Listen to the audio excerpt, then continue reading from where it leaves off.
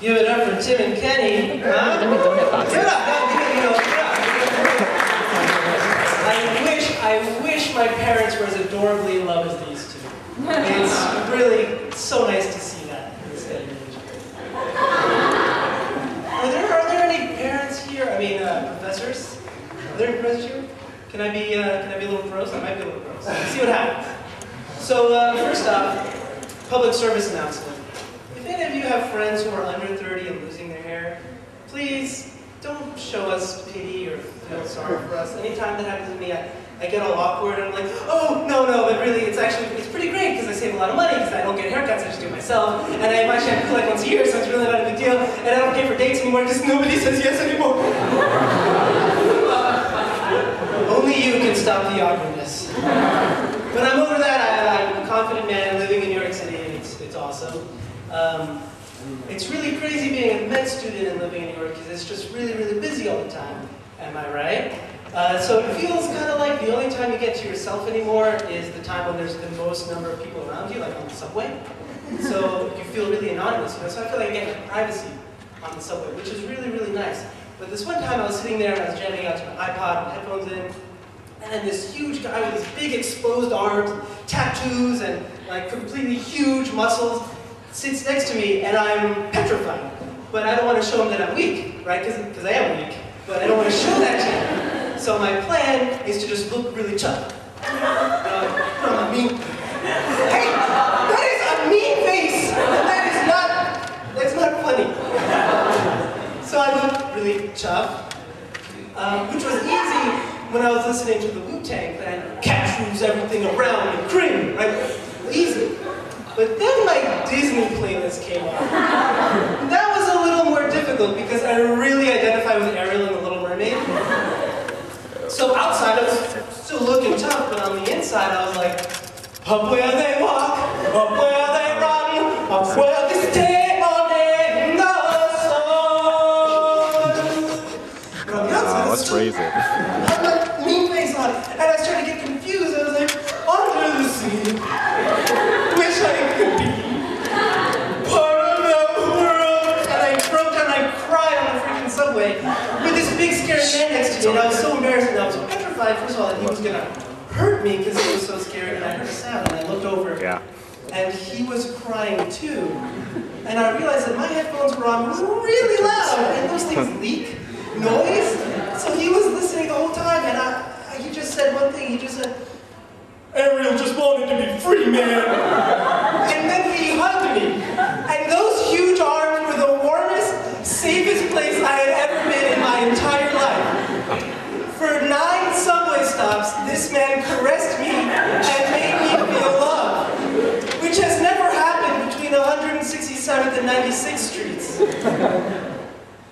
Anyway, on a completely unrelated note, my mom thinks I'm gay. I have no idea where she gets that. It makes no sense to me.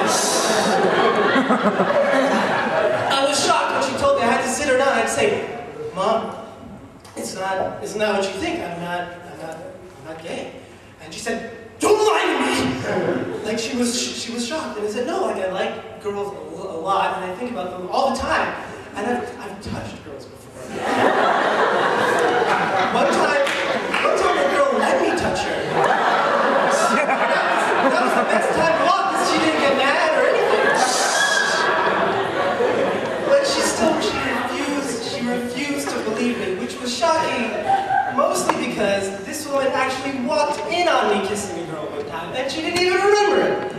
It was the one time I got any action in all of high school, and she saw it and was not convinced of my heterosexuality, which says a lot about my sexual confidence, but that's a totally different story. But she blocked it out like it was a traumatic experience, right? And so one of the things that she did remember, that she did focus on, the fact that I hugged my best friend in high school, who was a guy. The fact that I was friends with only 2 gay guys, openly gay guys in our entire school. Or the time that my buddy slipped over and she walked in on us cuddling with our shirts off. I mean, totally normal stuff. Completely normal. And she just, she just took that in a new direction. But I promise you all, especially the ladies, that I'm very straight. It's just that it's really hard in New York to meet a woman, like a strong, woman who's going to be my partner in life. I'll learn from her and she'll learn from me, and we'll be really happy, and we'll do all fun things together.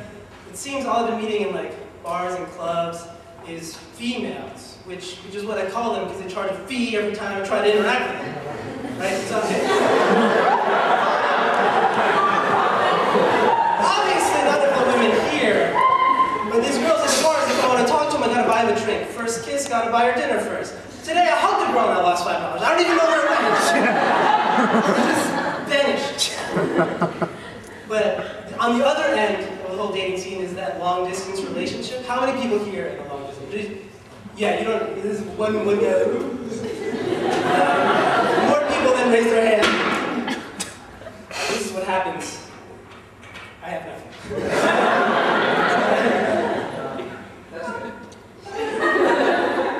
It's happy there. So when I first moved to Manhattan, I was dating a girl, a woman. She was amazing. She was perfect for me. But the long distance thing just like was really hard on me. I just couldn't do it. And I couldn't keep traveling every 1 or 2 months to see her all the way out in Staten Island.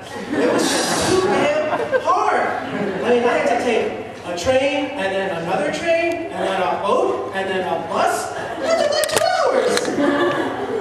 You know, I went to Thailand last year, and that trip was easier to plan than getting to that fucking island downstairs.